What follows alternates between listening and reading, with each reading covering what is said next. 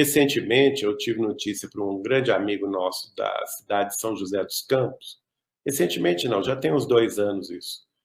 Que os jovens da região ali do Vale, não é? Que é São José dos Campos, Jundiaí, aquelas cidades próximas, eles iriam fazer um encontro, um congresso da juventude espírita ali do Nordeste paulista, ali aquela região. E convidaram um palestrante do Nordeste, não vou citar o nome, bastante conhecido e tal, muito dedicado aí à psicologia, e logo veio a cobrança para ele participar de um encontro espírita da juventude espírita São José dos Campos e região, ia cobrar R$ 30.000. E esse nosso amigo Rodrigo Costa falou com o organizador da mocidade. Não entra nisso. O espiritismo é gratuito, é livre, ninguém tem que pagar palestra de ninguém.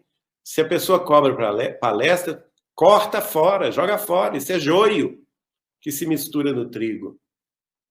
E mesmo assim, eles negociaram com o palestrante através da secretária dele. Ah, não, é porque tem que pensar que ele vai deixar de trabalhar essas horas que ele estaria trabalhando na psicologia, então ele tem que ser compensado. E aí, por final, fecharam em 10.000. Mesmo assim, é um absurdo isso.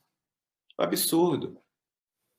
No movimento espírita, nós vemos muitos líderes, e eu vou falar líderes sem citar nomes, que estão ganhando rodos de dinheiro no movimento espírita. É uma crítica necessária. É um absurdo nós estarmos observando líderes fazendo, porque tem muitas vezes muitos seguidores, e ganhando dinheiro com o evangelho, mas no movimento espírita esse é o grande problema. Ou disfarçadamente em nome do espiritismo. Cobrando palestras, cobrando aulas, cobrando isso, cobrando aquilo. Não faz nenhum sentido quando nós, que pregamos desinteresse, nos agarrarmos à posse do dinheiro. Mas tudo que falamos em nome de Jesus deveria ser gratuito. Deveria ser gratuito, deveríamos chegar ao coração das pessoas, ou pelo menos aqueles que fabricam livros deveriam vender livros espíritas a preços mínimo possível, preços populares, até para que a informação chegue a todas as pessoas. Esse é o objetivo da doutrina espírita. É a disseminação da verdade. Embora eu saiba que certamente no passado talvez tenhamos, ou eu próprio, já que eu sou uma pessoa que realmente bato em todos os meus artigos, eu critico muito essa comercialização do espiritismo. Talvez no passado eu ganhei muito dinheiro em nome do Cristo e hoje eu estou tentando refazer os meus caminhos, alertando. É um alerta que eu estou fazendo. Muitos líderes espíritas, ou pelo menos alguns famosos, ganhando muito dinheiro com os espíritas. Isso é uma lástima no movimento espírita. Por isso que eu digo e repito, as pessoas que pregam desinteresse, elas devem estar também desinteressadas da posse. E quanto mais essas pessoas pregam desinteresse, mais se agarram ao dinheiro, aos cifrões, e ganhando muito dinheiro. Não estão ganhando pouco dinheiro, não. Infelizmente, é a verdade. Existem aquelas pessoas que se referem, vamos nos unir os nossos corações. Não é exatamente, digamos assim, uma regra geral. Existem, claro que as exceções, mas quando você fala de união, você não deveria disseminar discórdia. O que eu estou fazendo aqui é um alerta, uma crítica construtiva de que nós deveríamos levar o evangelho, a doutrina espírita, se possível, gratuitamente para todas as almas, porque a doutrina é dos espíritos e não dos homens. Não me consta que no Evangelho do Cristo ele tenha cobrado alguma coisa de alguém ou vendido alguma coisa para alguém. Então, nós não estamos aqui como arautos da discórdia, nós estamos aqui apenas alertando. Com que autoridade? Com a autoridade de Emmanuel. Ele está falando exatamente isso para nós, com todas as letras. Nós ouvimos aqueles que pregam desinteresse, agarrando-se à posse. Está aqui, no capítulo 69 do livro Seara dos Médiuns. Eu estou apenas falando o que o Emmanuel escreveu no livro através de Chico Xavier. Tanto quanto aqueles que exaltam humildade aparente, mas totalmente mergulhado, embriagando-se no orgulho. Quando Jesus disse que o caminho mais seguro da nossa felicidade é humildar o nosso orgulho e amansar a nossa rebeldia, e não ficar embriagado no orgulho. Olá, aqui é o Arthur Azevedo, divulgador espírita. Estou gravando esse vídeo de modo a me solidarizar com o companheiro e divulgador espírita Jorge Hessing, assim como outros confrades espíritas, no que tange a algumas denúncias envolvendo divulgadores espíritas que têm se utilizado dessa posição para ganharem dinheiro, né? Aliás, quem conhece o nosso trabalho sabe que nós também, volta e meia, temos e apresentamos essa preocupação, também apontamos alguns casos muito semelhantes. Inclusive, não faz muito tempo, soubemos que no ano de 2019, num congresso espírita no México, houve, inclusive, um caso que nos deixou bastante preocupado, bastante até chocado, que foi um caso que envolveu um afastamento de um divulgador espírita que estava, inclusive, prestes a participar desse congresso. Houve um afastamento por conta de denúncias, e aí eu me contaram, né, vim a saber que ele, inclusive, acabou participando do dito Congresso Internacional no México, porque os outros palestrantes intervieram, né, para que ele participasse assim mesmo. Então, é algo realmente que nos choca a todos. Então, novamente, me solidarizo com as palavras do companheiro Jorge Hessing, também do Guilherme Velho, entre outros, que estão realmente juntando forças de modo a apelar ao movimento espírita, de maneira geral, para que cuidemos de modo que nosso movimento não seja afetado em função do comportamento inadequado de alguns indivíduos que têm aí ganhado dinheiro, cobrado, inclusive, por palestras, algo completamente divorciado da ética espírita. Então, faço aqui a minha breve participação, né, e, principalmente, um vídeo de apoio aí a todos os divulgadores espíritas, todos esses companheiros que estão nessa empreitada ao qual nós nos juntamos em favor de uma ética verdadeiramente espírita e não aquela baseada em interesses materiais, interesses meramente financeiros. Nós, inclusive, também gostaríamos de dizer que, infelizmente, na maior parte dos congressos que são realizados, o critério de escolha não tem sido a competência ou o conhecimento do divulgador em termos de doutrina espírita, mas sim a sua capacidade de vender livros ou de atrair pessoas para o congresso. Claro que nós sabemos que existe uma preocupação em atender aos custos do congresso, tudo que nós sabemos envolve dinheiro, mas os critérios não podem ser apenas estes. Obviamente, nós temos que primar pelo conhecimento doutrinário, sem que haja interferências comerciais, empresariais, nesse tipo de trabalho tão importante que é o da divulgação espírita, ok? Então, encerro aqui a minha participação, agradecendo a todos que puderam aí nos assistir, e estamos aí à disposição para continuarmos nessa empreitada de chamamento de todos os espíritas para um comportamento realmente dentro, como já dissemos anteriormente, dessa ética espírita que bem nos ensinou Allan Kardec e também os espíritos superiores. É muito triste a gente ter que assistir depoimentos como esses. O Jorge Hessing é um amigo querido, jornalista, escritor, pesquisador espírita, que já vem batendo nessa tecla há muito tempo, falando sobre os vendilhões do templo. Não é de hoje. Essa é uma situação muito séria. Todo movimento espírita sabe. Todas as lideranças espíritas sabem. Todo mundo sabe. Mas ninguém fala nada. Todo mundo calado. Eu, particularmente, em relação a todas essas acusações, eu vou apenas relatar um fato. Um fato. E vocês fazem o julgamento que vocês quiserem. No ano de 2019, quando nós denunciamos a maior mentira mediúnica do Brasil, foi matéria de capa do Fantástico, tudo, eu procurei ajuda aos famosos. Eu acreditei que, de alguma forma, eles pudessem não se expor publicamente, mas ajudar. Ajudar a levar a verdade às pessoas. Ajudar a que as pessoas não caíssem no embuste.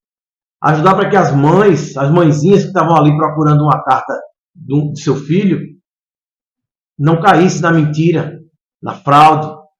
Procurei esse pessoal. E eles simplesmente não quiseram ajudar e foram contra. Eles foram contra o meu trabalho.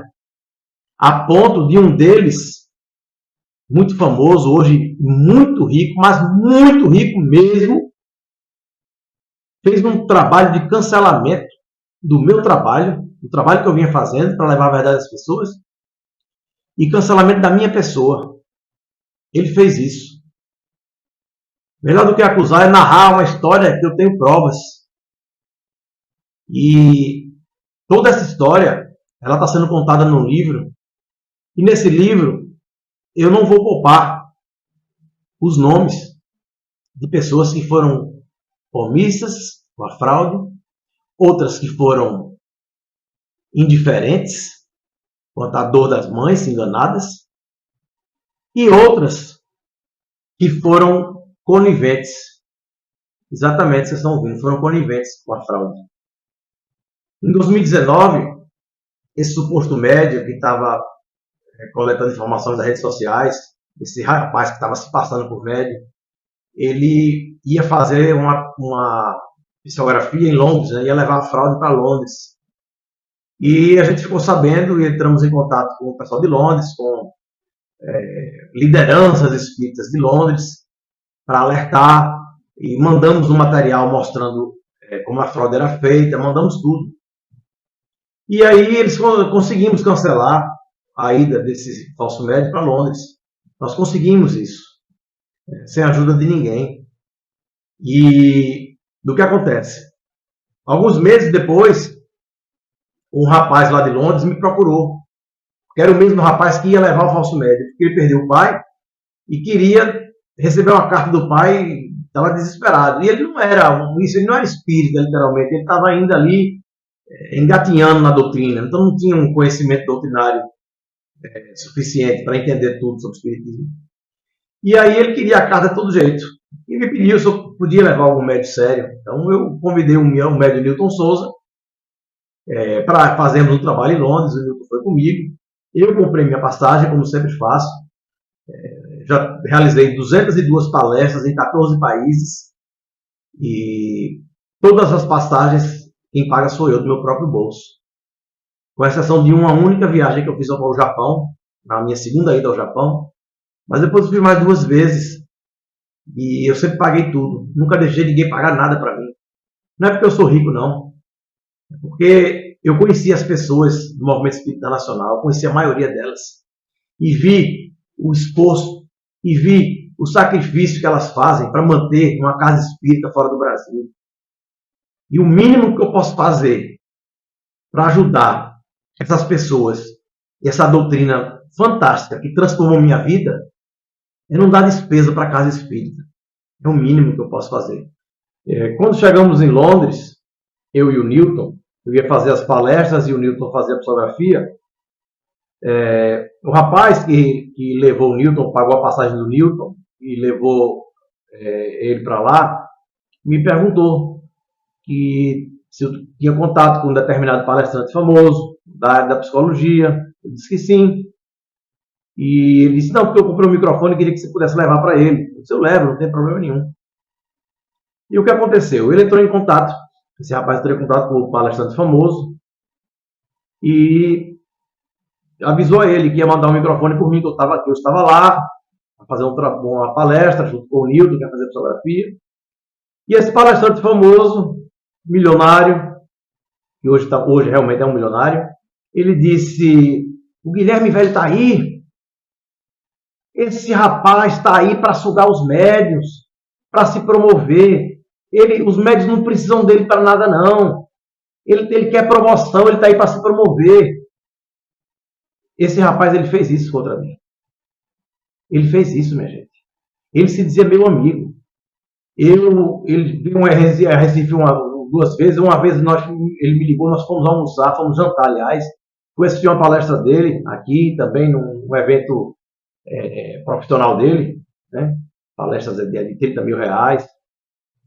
E depois eu fui deixá-lo no aeroporto. Depois ele me convidou outra vez para ir com ele ele ia fazer uma palestra em Maceió. Eu fui no carro com ele, o motorista, passamos uma manhã e tarde toda juntos. Então, ele se dizia meu amigo. Fala como a gente conversava pelo WhatsApp, trocava mensagem. Inclusive, todas as conversas eu tenho tudo gravado, tudo guardado aqui. E o que acontece? Ele faz isso. Ele começou um trabalho de cancelamento. Ele foi contra levar a verdade às pessoas. Ele ligou para várias pessoas. Ele entrou em contato com várias pessoas do movimento espírita para me ignorarem, para que as pessoas não falassem comigo. Ele liderou um processo de cancelamento da minha pessoa e, o que é pior, do meu trabalho. Ele fez isso. Uma pessoa que prega o evangelho, que fala de amor. É um paradoxo. É um paradoxo. Entrou em contato com liderança espírita da Flórida, para dizer que eu estava perturbado, enfim, para a pessoa não conversar comigo. Ele e um médium de pintura mediúnica da Bahia, que é um médium que não é um charlatão, é um médium que ele é um médium autêntico, mas fez esse trabalho. Eu não prefiro nem entrar em detalhe em relação a esse médium de pintura mediúnica, não tenho raiva dele, eu não guardo raiva de ninguém, mas eu estou relatando essa situação que eu vivi para as pessoas saberem, para as pessoas abrirem os olhos, porque nem tudo que cheira bom é perfume francês, minha gente.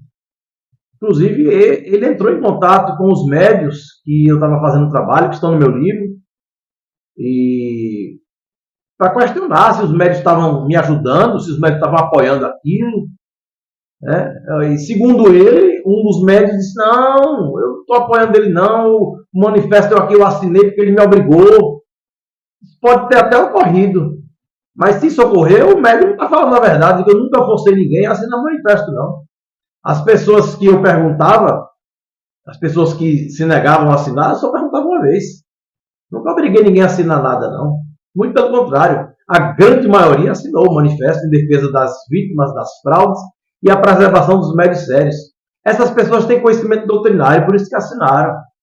Ele não sabe que Kardec foi intolerante com os médios charlatães. Ele não sabe que Kardec escreveu 2 capítulos orientando os espíritas como agir diante das fraudes. Kardec foi duro. Ele não sabe disso. Quem seguiu Kardec? Ele ou eu? Teve uma situação que eu fui conversar com uma pessoa ligada, amiga desse palestrante famoso, e ela dizia, essa pessoa disse para mim, olha, meu irmão, cuidado com isso, viu? Lá no Evangelho está dizendo, ai daquele que fizer o escândalo. Eu parava, olhava e dizia assim, irmão, quem está fazendo escândalo não sou eu, não. Quem está fazendo escândalo é quem está fraudando. Nós, eu e as mães, nós somos as vítimas do escândalo. Nós somos os escandalizados.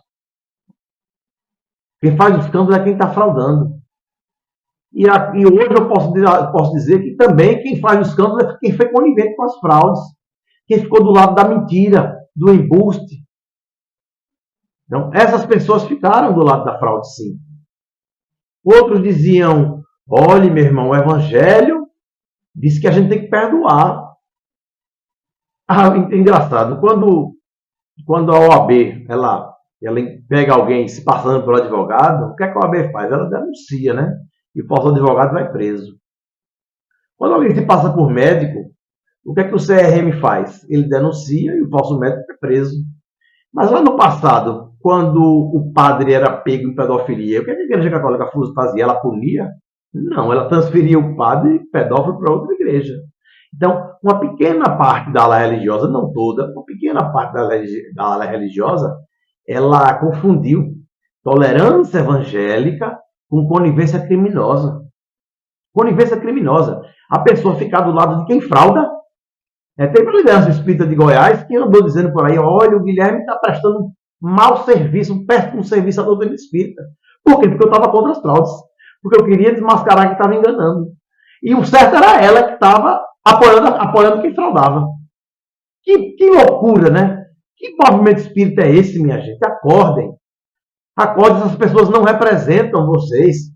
Essas pessoas que ficaram ricas às custas da divulgação do seu nome dentro do movimento espírita, essas pessoas não merecem ser convidadas. Nós não temos mais que ficar batendo nessas pessoas, não. Temos que bater em quem chama essas pessoas. Temos que alertar esses congressos espíritas que estão aí para ganho de dinheiro. Para que congresso espírita, minha gente? Vocês veem, hoje a gente entra numa casa espírita, a gente não vê mais jovem. É preciso se fazer congresso para se discutir política de divulgação da doutrina espírita. É se discutir o espiritismo, não. Os congressos é festa. Festa, confraternização, encontros e promoção de palestrantes famosos. Os congressos só servem para isso. Aí o pessoal diz, não, mas tem que... A venda de ingresso, nós mantemos a nossa casa. Eu e o Newton Souza fizemos um evento no Ceará para 2.000 pessoas. Chamamos palestrantes do Brasil todo. Sabe quanto custou o ingresso? Nada, 1 quilo de alimento. Não custou nada. Por quê? Porque o espírita ele tem conhecimento, ele, o nível social do espírita é maior. Nós conseguimos patrocínios. Então, se a casa espírita, o trabalho social, não consegue patrocínio para manter a casa, depende de congresso espírita, então vamos fechar a casa. Vamos fechar a casa. Né? Porque, dependendo de congresso, tem gente ganhando dinheiro com congresso espírita que eu sei. Gente ganhando dinheiro, sim. Dá uma parte para a caridade, porque a caridade ela é a cortina de fumaça para todo charlatão, é a cortina de fumaça para toda pessoa que tem interesse escuso dentro da doutrina espírita. Faz o trabalho social, mostra, entendeu? Diz que doou, que fez, ele doa, dá um pedaço e fica com o restante. E fica com a maior parte. Então tem muita gente fazendo isso. E as pessoas são muito ingênuas, aceitam tudo goela abaixo, sem questionar. Sem questionar.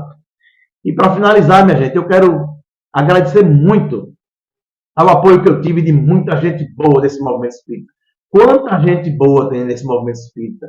Pessoas fazendo um trabalho sério. Quando eu vejo essa turma se completando, se promovendo e tendo lucro financeiro, se tornando milionários, eu lembro das pessoas abnegadas, voluntárias, trabalhadoras, honestas. Vou citar alguns exemplos. Eu conheci uma pessoa que mora no meu coração, a Norma Guimarães, lá de Nova York, precursora do movimento espírita em Nova York, uma das pessoas que levou o espiritismo para os Estados Unidos, na região de Nova York. Minha amiga Débora Beldovitz, lá de New Jersey, falei lá dezenas de vezes, lá em Newark. Né? Em Boston, a gente vai ali na região de Massachusetts, tem lá o Carlos Corte Real, o Mackenzie, tanta gente boa, trabalhadora, abnegada, acreditando no trabalho da doutrina espírita. O pessoal do Canadá, lá de Montreal, o Alexis, o Luiz de Calgary, o Vitor de Edmonton, tanta gente, o pessoal de Toronto, eu vou dizer o nome, eu vou terminar esquecendo, nos Estados Unidos, a Vanessa Ancelone, que fundou a Kardec Radio, tive a oportunidade de falar lá no centro dela na Virgínia, levando o espiritismo em inglês para as pessoas. O Daniel, lá em Baltimore, também estive lá, realizando palestras também em inglês. Rapaz, é muita gente que eu tive contato, um verdadeiro tesouro que eu conquistei na minha vida, muito maior do que esse montante de dinheiro que essa turma está ganhando. O Tadeu, lá de Denver, meu amigo Tadeu, pernambucano, está lá fazendo um trabalho lindo lá em Denver, me levou para falar na Igreja Espiritualista dos Estados Unidos. Lá em Barcelona, minha amiga Andréia, pessoal da França, O pessoal de Amsterdã, a gente teve também. Lá na Inglaterra, o Fabrício, um amigo querido. O Alan Page, né, o Pedro, lá da Casa Espírita, que recebeu a gente também. Né, o pessoal da Dinamarca de Copenhague, a Roseli. A Geisa, lá em Estocolmo, na Suécia, também a gente fez um seminário lá em inglês. É muita gente boa. O pessoal do Japão, sem falar. O pessoal do Japão é fantástico. Estive lá 3 vezes. Realizei palestras na Universidade Internacional de Suzuka, no Japão. E realizei um simpósio sobre reencarnação. Falei durante 4 horas para uma plateia só de japoneses, com tradução simultânea, no Centro de Convenções de Toki. Não é Tóquio, é Toki, uma região lá. Então foi um aprendizado muito grande. Na ilha de Maui, no Pacífico, na Universidade de Maui, também falamos em inglês lá. Paulo Mortosa, amigo querido. Fui 5 vezes em Maui, fiquei lá com ele, hospedado. Então é um tesouro que eu tenho dentro de mim, que dinheiro de palestrante nenhum famoso compra. Não compra, não. Né? A Ionara, o Luigi, lá do Briar Spirit Society, lá em Pompano Beach, também. O Maurício Cisneiro, foi um dos precursores do movimento espírita na Flórida, ex-presidente da federação, um rapaz que tem uma história. Você não pode falar do espiritismo na Flórida sem falar o nome do Maurício. Né? Lá o pessoal do Renovation, a Zaranana e a Márcia, pessoas totalmente voltadas para o trabalho da doutrina espírita, trabalho lindo que elas têm lá. Também falei muitas vezes lá, mais de 10 anos que eu vou frequente e falo no centro das duas lá. Sem falar na Marisa Libório, lá no KSSF, lá em Deerfield Beach, também me recebe com tanto carinho. Aquela mulher se doa tanto para o trabalho da caridade, o trabalho do amor, o trabalho da doutrina espírita. Então é para essas pessoas que eu estou falando, é para essas pessoas que eu estou levando essa mensagem de amor e esperança. Não vejo essas situações, essas denúncias, mas não entendo que isso aí faz parte. Isso não macula a doutrina espírita. Da mesma forma como um padre pedófilo não macula a linda imagem da Igreja Católica, ou um pastor que também tira o dinheiro do fiel, não macula a bela imagem da Igreja Protestante. Então essa turma aí, isso é um problema da natureza humana de cada um, da natureza humana de cada pessoa. A dona Elisete lá de Orlando também, que eu falei tantas vezes, o pessoal de Tampa, o pessoal de Michigan, que eu também estive lá, o Rodrigo lá de Michigan, nos Emirados Árabes, lá em Dubai, com a Ana Elisa, um trabalho lindo que o pessoal tem lá em Dubai, levando o espiritismo para as pessoas. Então é muita gente boa. Se eu continuar falando aqui, vou terminar cometendo injustiça, não falar o nome de tantas pessoas. E eu sou muito grato. Eu levando o espiritismo para tantos lugares, sendo recebido por tanta gente boa. Todos esses lugares eu fui, eu paguei minha passagem, tudo. E aí aparece um indivíduo desse, se achando, só porque está rico, se achando dono do espiritismo, querendo determinar quem vai, quem não vai, quem pode, quem não pode. A vaidade e o ego desse rapaz. E é muito triste. É muito triste.